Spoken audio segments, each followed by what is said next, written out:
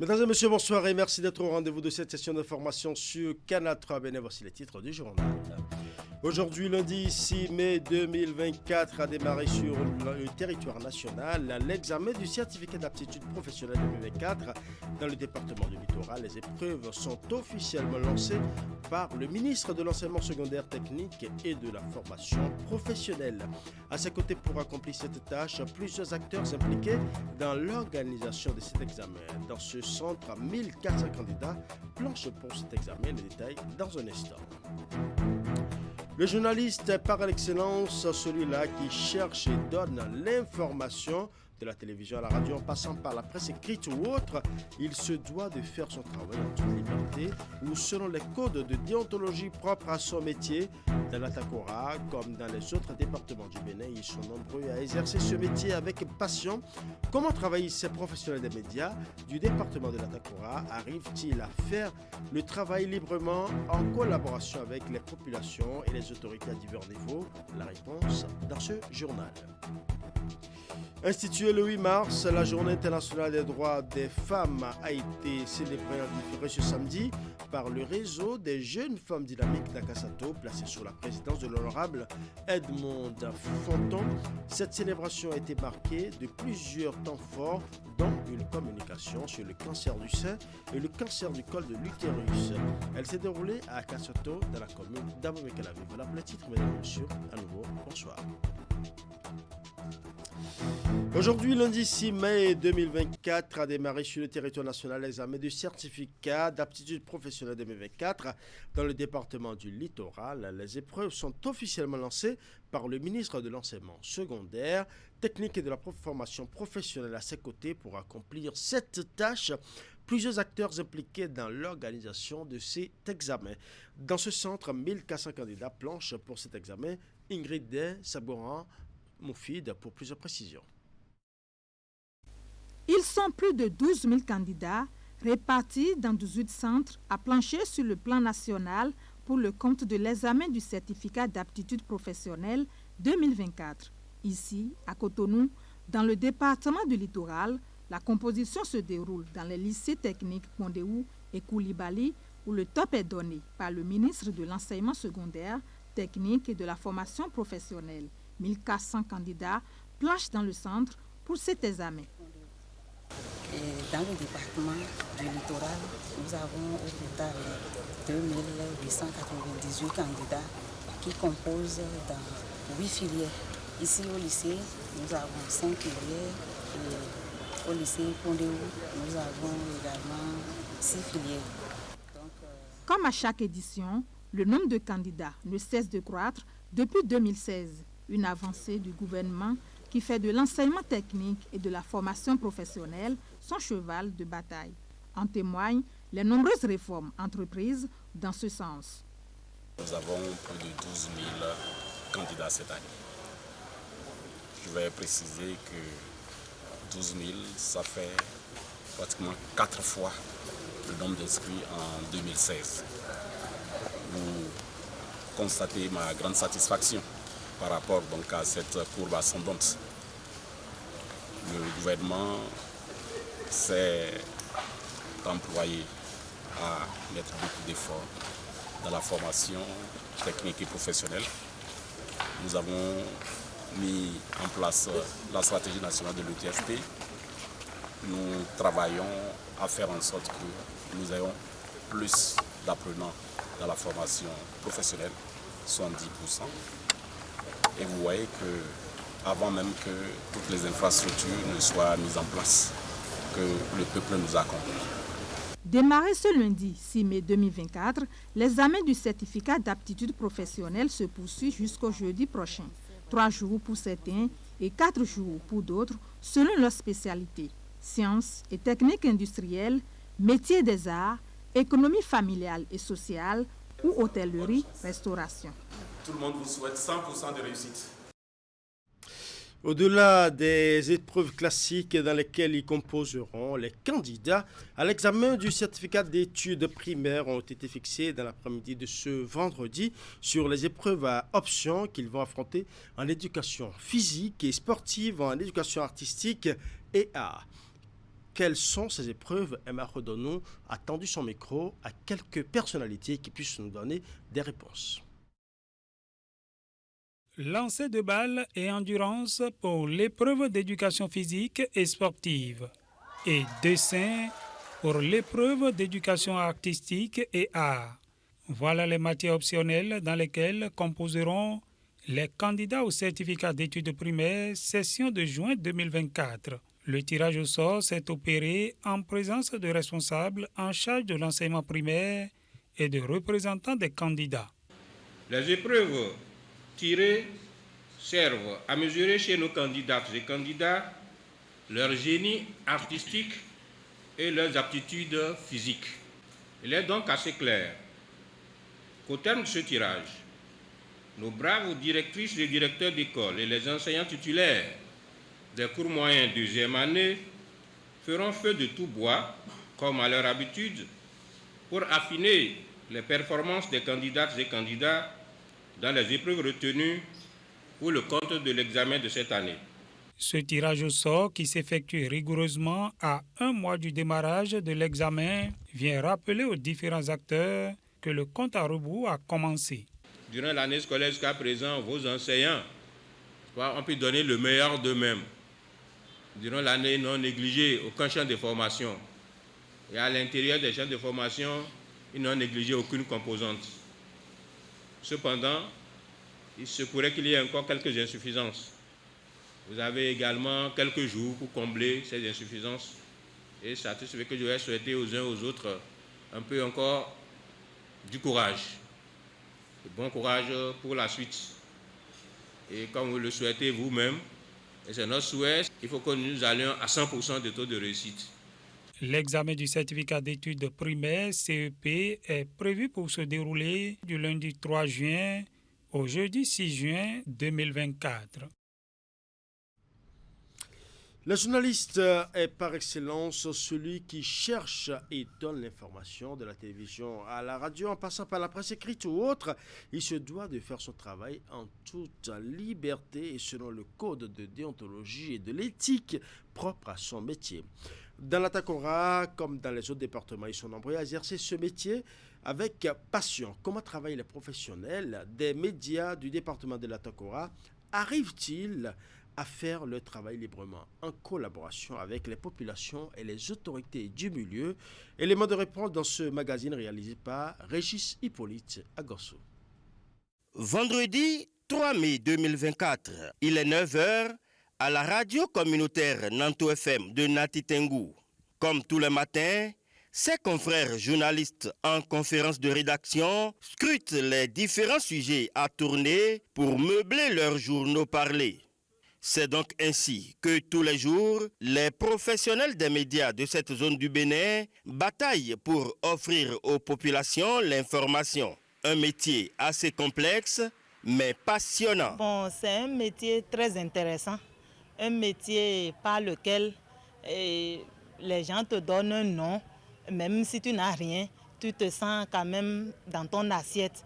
Quand on dit journaliste, on pense que tu peux à tout moment aller saluer le président sans qu'on ne t'interrompe même au portail. Pour moi, le métier de journaliste, c'est une passion. C'est un métier dans lequel j'investis beaucoup parce que c'est une passion. Je ne saurais l'expliquer, c'est une passion pour moi. Une passion, mais qui nécessite des sacrifices. Être journaliste et concilier ça avec la famille, ce n'est pas quelque chose de facile. C'est vraiment très difficile. Parfois, les enfants veulent que tu restes avec eux, s'amuser en tant que mère. Or, le devoir t'attend là-bas. Tu es obligé de les zapper et aller répondre aux obligations de ton service. Outre ces quelques exigences, l'autre problème du journaliste de la Takora est l'accès à l'information. Pour trouver l'information, c'est tellement difficile, compliqué, parce que lorsque vous entendez dans les rumeurs que, par exemple, il y a eu attentat ou il y a le terrorisme quelque part, lorsque vous appelez les autorités, c'est difficile de vous confirmer ou infirmer ce qui est dit dans les rumeurs. Donc ça fait partie des difficultés que nous rencontrons sur le terrain. Même les promoteurs et responsables de presse ne sont pas épargnés par cette réalité. En tant que directeur et promoteur d'un organe de presse communautaire, l'accès à l'information publique, bien qu'étant un droit reconnu dans la Constitution béninoise, n'est pas la denrée la plus facile à obtenir. Les uns et les autres sont très réticents parfois à livrer certaines informations alors qu'elles sont vitales pour notre métier. Sans information, je ne sais pas s'il y aura de journalistes. Et donc, c'est pour dire que quelque part, le métier n'est pas le plus aisé. Ce n'est pas celui dans lequel on peut dormir sous ses lauriers. On est obligé de se remettre en cause tous les jours pour pouvoir avoir de l'information vraie à donner à nos communautés. Les difficultés que nous avons essentiellement, c'est vraiment l'accès à l'information.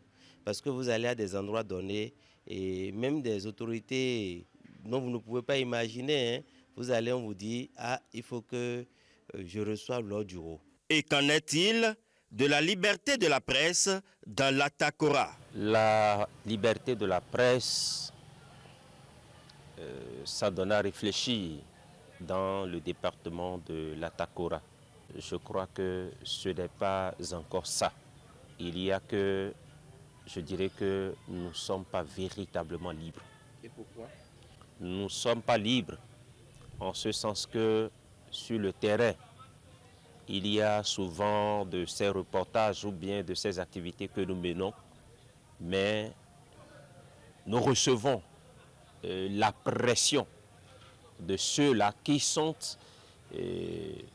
à des moments donnés impliqués dans certaines décisions. Je veux parler par exemple des responsables au niveau déconcentré qui à des moments donnés ne nous favorisent pas un certain nombre de tâches. Il y a des sujets parfois, quand vous voulez les aborder, il y a cette peur-là qui vous anime. Et quand vous vous hasardez vraiment à le faire, vous êtes très tôt interrompu. Cela ne va pas jusqu'à la répression parce qu'en amont, on vous a interdit. Et c'est à vous d'insister si vous voulez ou de vraiment vous arrêter. Mais il arrive que même quand vous voulez insister, vous avez en haut de vous quelqu'un qui est votre patron. Lui, il pourra toutefois retenir tout ce que vous avez fait comme effort de travail. Donc, quand on veut considérer cet aspect, on ne dira pas qu'on est totalement libre, puisque s'il y a cette forme d'oppression en amont, le journaliste n'est vraiment pas libre. Libre ou pas libre, les politiques, eux, profitent autant qu'ils le peuvent de la presse dans ce département. La presse, surtout au niveau de Nati Tengu, nous avons beaucoup eu. Nous bénéficions de votre position rapprochée, bien sûr, parce que vous êtes installés, vous êtes dans notre commune, et la presse nous permet de vendre beaucoup ce que nous produisons, ce que nous faisons, ce que nous réalisons pour le développement de la cité. Le journaliste est un acteur clé de développement parce que c'est grâce aux journalistes on met en valeur les réalisations au profit des communautés. Tout ce que nous faisons pour les communautés, c'est le journaliste qui relaie ça, qui partage l'information avec les communautés. Donc ils sont nécessaires pour l'information de la communauté, la sensibilisation de la communauté et l'information sur l'accès aux différents services qui existent dans la commune. Et c'est très important parce qu'il contribue aussi à la diffusion des décisions des différentes instances de décision de la commune. Les professionnels des médias de l'Atakora essayent donc autant que faire se peut et malgré les difficultés de chercher l'information et de la partager car par passion et conviction, ils peuvent se dire journaliste à vie. À l'issue de la campagne de salubrité au stade René Pleven de Cotonou, les professionnels des médias ont exprimé leur avis sur la journée internationale de la liberté de la presse. Pour eux, cette journée est un moment de partage, de réflexion pour mieux préserver notre milieu de vie afin de jouir d'une bonne santé. Suivons quelques extraits de leurs propos. Je pense que c'est une journée de réflexion d'abord pour la presse, pour le reporter, le journaliste, pour l'homme de médias que nous sommes. Nous devons d'abord commencer par réfléchir et savoir concrètement ce que nous faisons de ce pouvoir qu'on nous a donné. La journée du 3 mai est une grande journée pour le journaliste que nous sommes. Ça nous permet, entre autres, de pouvoir réfléchir sur les enjeux liés à notre corporation. Et vous n'êtes pas sans savoir que cette année, la communauté internationale nous a orientés vers l'entretien de l'environnement. Et c'est nous dire que le journaliste doit d'abord être généraliste. Je pense que c'est un moment pour permettre à nous qui sommes journalistes de nous exprimer à travers diverses activités. Voilà une que nous venons de le faire à travers le nettoyage de l'environnement, de notre lieu de travail. Parce que en tant que journaliste reporter sportif, notre lieu de travail, c'est les stades. Instituée le 8 mars, la Journée internationale des droits des femmes a été célébrée en différé de ce samedi par le réseau des jeunes femmes dynamiques d'Akasato, placé sous la présidence de l'honorable Edmond Fonton. Cette célébration a été marquée de plusieurs temps forts, dont une communication sur le cancer du sein et le cancer du col de l'utérus. Elle s'est déroulée à Akasato, dans la commune d'Abomey-Calavi. Hugues Vimbe pour plus de précisions. Elles sont toutes vêtues élégamment pour la circonstance. Par cette grande mobilisation, les jeunes femmes dynamiques d'Akasato répondent à l'appel de l'honorable Edmond Fonton pour une célébration en différé de la Journée internationale des droits des femmes. Occasion pour leur leader d'évoquer quelques actions qu'elle a menées dans la commune d'Abomey-Calavi.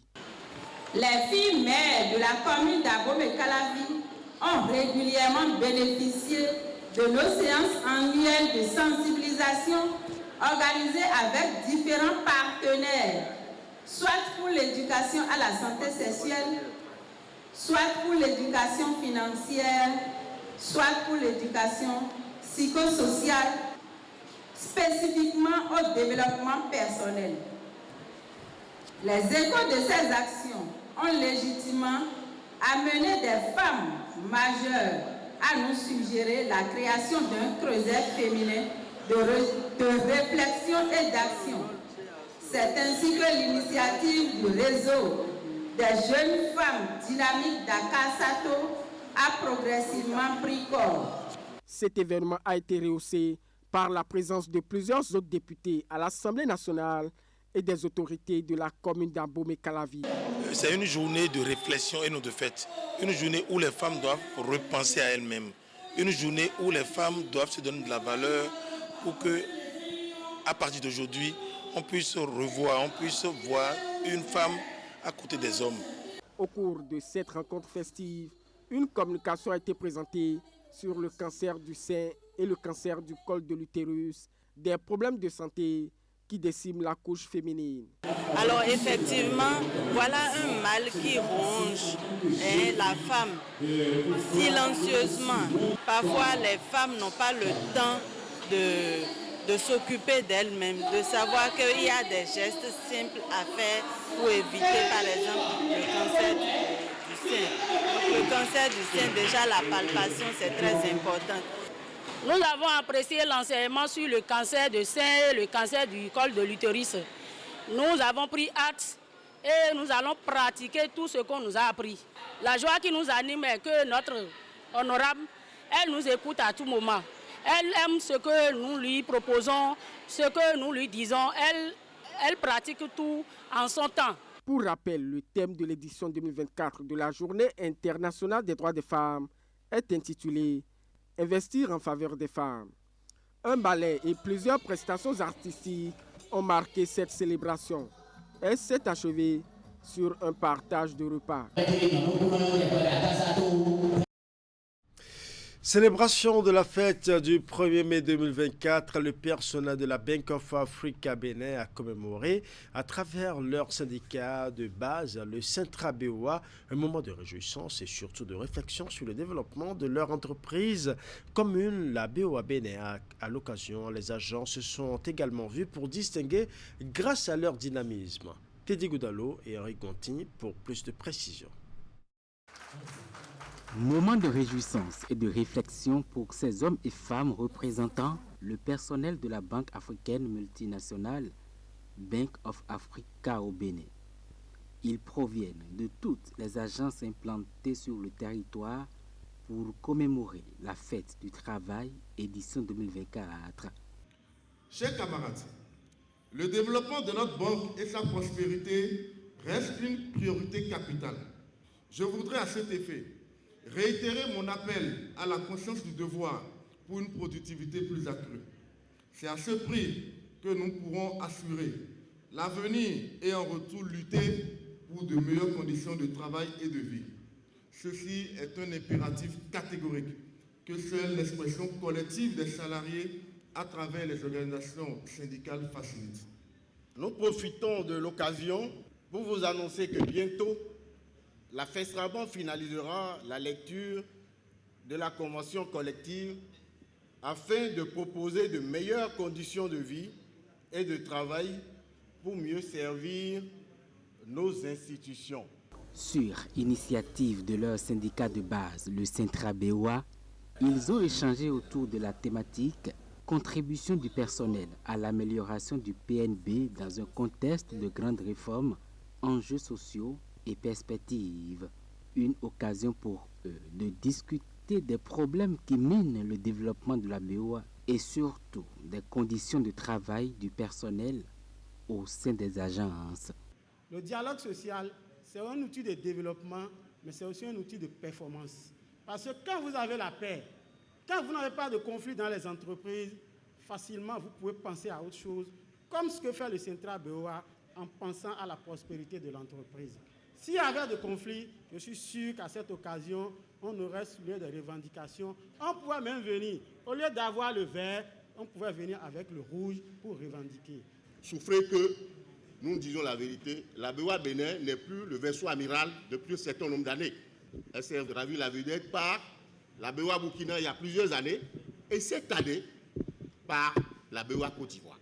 Posons-nous des questions. Chers camarades, comme vous pouvez le constater, les défis sont importants pour l'année 2024 et la direction générale compte sur la détermination de nous tous pour les relever.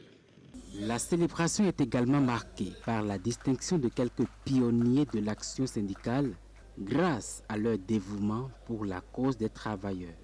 Les meilleurs du jeu marathon initié dans le cadre du 1er mai repartent quant à eux avec des médailles et des enveloppes financières. Voilà, ce sera tout pour ce journal. Merci pour votre aimable attention. Bonne soirée à chacun et à tous. Portez-vous bien.